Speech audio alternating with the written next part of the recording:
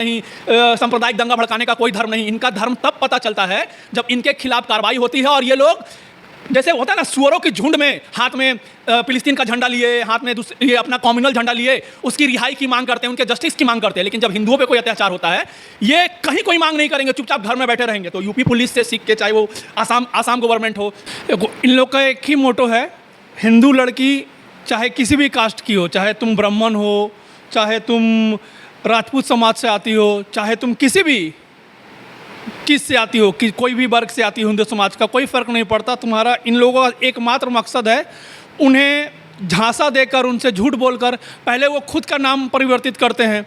कोई अगर मुस्लिम होगा अपना नाम सूरज रख लेगा, अपना नाम सुरेश रख लेगा, अपना नाम बदल लेगा सलीम से सलमान से, हिंदू नाम रख लेगा। उसके बाद स्कूलों में जाएगा, कॉलेजों में जाएगा, आती जाती हिंदू लड़कियों को रास्ते में जो जा रही है ट्यूशन के लिए या रोज़मर्रा के काम करने के लिए, सामान लेने के लिए, उनको टारगेट करेगा।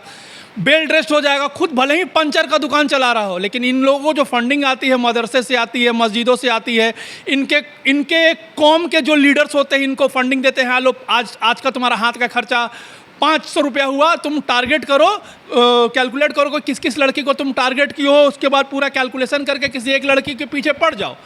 उस लड़की के पीछे पड़ने के बाद इनका एकमात्र होता है कि उस लड़की को पहले फंसाओ, उसके जरिए उसकी जितनी भी सहेलियां होती हैं उनको अपने ग्रुप में ऐड करो। धीरे धीरे ये पूरे देश में दीमक की तरह फैलते जा रहे हैं। ये लव जिहाद इनका एकमात्र एजेंडा है, क्योंकि अगर किसी से लड़ना है, किसी घर को कमज़ोर करना है, अगर हिंदू समाज को कमज़ोर करना है, वहाँ की महिलाओं को कमज़ोर करो। वहाँ की महिलाओं को आप कैसे कमज़ोर कर सकते हैं?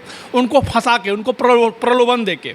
तो ये लव जिहाद एकमात्र, जैसे उन लोग पढ़ाई नहीं करना है, उन लोग को कुछ मतलब नहीं देना है, ना किसी मदरसे में पढ़ाया जाता है, ना कोई मौलवी आपको बताएगा कि सही और गलत क्या है। सिर्फ यही एजेंडा इन लोगों का रहेगा कि कैसे हम हिंदू लड़कियों को धर्म परिवर्तित करा दे। बहुत से लोग बोलते हैं कि अगर एक लड़की चली गई लव जिहाद के चक्कर में फंस के तो क्या हुआ, एक ही धर्म परिवर्तित हुआ ना। उन मंद बुद्धियों को, उन चूतियों को सिर्फ एक चीज़ बताना चाहता हूँ, लव जिहाद में अगर फंस के कोई लड़की किसी मुस्लिम से शादी करती है, उस लड़की से पैदा हुआ बच्चा, 4 बच्चा, 12 बच्चा, इनको तो कोई लेना देना नहीं, कितना भी बच्चा पैदा करो अल्लाह की देन है इनके, वो सब मुस्लिम ही बनते हैं। तो 1 × 12 लोग एक लड़की के कन्वर्ट होने से मुस्लिम बनते हैं, उनकी औलादें भी मुस्लिम ही होंगी। जब तक ये लव जिहाद के नाम पर जनसंख्या बढ़ा के पूरे देश पे कब्जा करना चाहते हैं। देखा जा रहा है जो लड़कियों का धर्म परिवर्तन कराया गया है, उनके साथ गलत तरीके से संबंध बनाया गया, उनका वीडियो बनाया गया, उनको ब्लैकमेल करके उनका धर्म परिवर्तन कराया गया। देखो, इनको भी पता है कि सही तरीके से अगर मैं आज मुस्लिम रहूँ, किसी हिंदू लड़की से जाके बोलूँगा कि हाँ चलो मेरा नाम कुरैशी है, ये है, मैं मुस्लिम हूँ, मैं मस्जिद जाता हूँ, मैं 5 वक्त का नमाजी हूँ, कोई भी हिंदू लड़की जिसको संस्कार दिया हो माँ बाप ने, वो उनके चक्कर में नहीं आएंगी। ये क्या करते हैं, पहले अपना नाम सलमान से सुरेश कर लेंगे, लड़कियों से मिलेंगे, दोस्ती करेंगे। वो वैसे तबके की, वैसे वर्ग की लड़कियों को टारगेट करते हैं जो मिडिल क्लास फैमिली से आती हैं या लोअर कास्ट फैमिली से आती है, जिनके घर में कमाई का कोई जरिया नहीं है। उनके सामने बाइक से जाएंगे, बड़े बड़े जो हाई स्पीड्स बाइक होते हैं, स्पोर्ट्स बाइक होते हैं, उनसे जाएंगे, कार में जाएंगे, उनको होटल में खिलाएंगे, ये पिलाएंगे, उनको शॉपिंग करवाएंगे।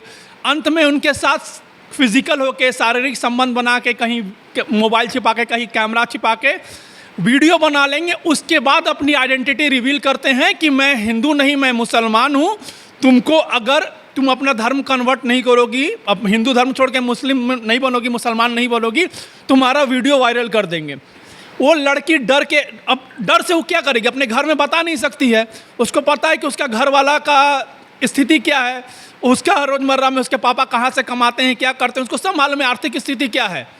और उनको भी पता है कि अगर एक हिंदू समाज में अगर कोई बदनाम होता है तो सिर्फ उसका घर, वो सिर्फ बदनाम नहीं होता, उसका पूरा फैमिली बदनाम होता है, उसका पूरा कुटुंब बदनाम होता है। तो उस बदनामी के डर से वो लड़की चुप हो जाती है। इस चुप्पी के कारण ये मुस्लिम समुदाय के जो लव जिहाद के एजेंट बने हुए हैं, वो उस लड़की पे दबाव डालते हैं कि अपनी सहेलियों को भी बुलाओ, अपनी सहेलियों से दोस्ती करवाओ, ये करवाओ। ये 1 से 2, 2 से 3, 3 से 4, 4 से अनेकों तक पहुंचते हैं। ये इनका प्रोपेगेंडा है। आप अगर आज बंगाल की स्थिति देखिएगा, बंगाल में से आउट ऑफ 100 60 लड़कियां, हिंदू लड़कियां के ग्रुप में मुस्लिम भरे पड़े हैं। आप किसी भी क्लब में चले जाइए, आप नाइट में किसी भी क्लब में चले, चाहे वो जन्नत बार हो या पार्क स्ट्रीट में कोई भी हो, वहाँ हिंदू लड़कियां हैं, हिंदू लड़कियां, मुस्लिम लड़कियां बहुत कम है। और हिंदू लड़कियों के साथ कौन होता है?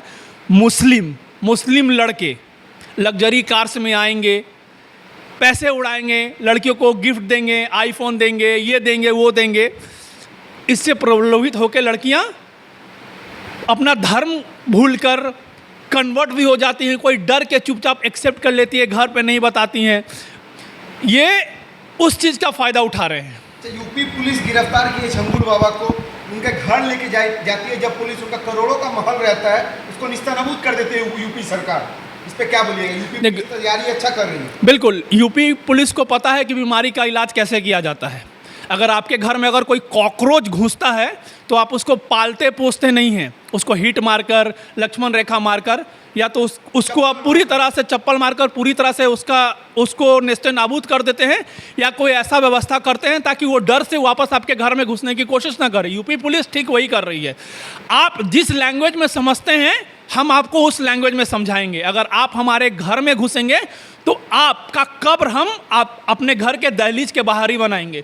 यूपी पुलिस यही काम कर रही है। उसके लिए यूपी पुलिस को जितनी प्रशंसा की जाए, जितना धन्यवाद किया जाए, उतना कम है। यूपी पुलिस को देख के तो और कुछ ऐसे राज्य हैं जहाँ की सरकारें इस विशेष वर्ग को सपोर्ट करती है। उनको सीखना चाहिए कि यूपी पुलिस कैसे काम कर रही है। देखो, हिंदुओं में और मुसलमानों में यही अंतर है। हिंदू अच्छा चीज़ बहुत जल्दी सीखते हैं। अगर वो कोई चीज़ देख लेंगे कि हाँ, ये चीज़ हमारे देश के लिए, हमारे समाज के लिए, हमारे अपने घर के लिए, हमारे अपने परिवार के लिए अच्छा है, तो वो अच्छी पद चिन्हों पे चलेंगे, अच्छे रास्ते पे चलेंगे।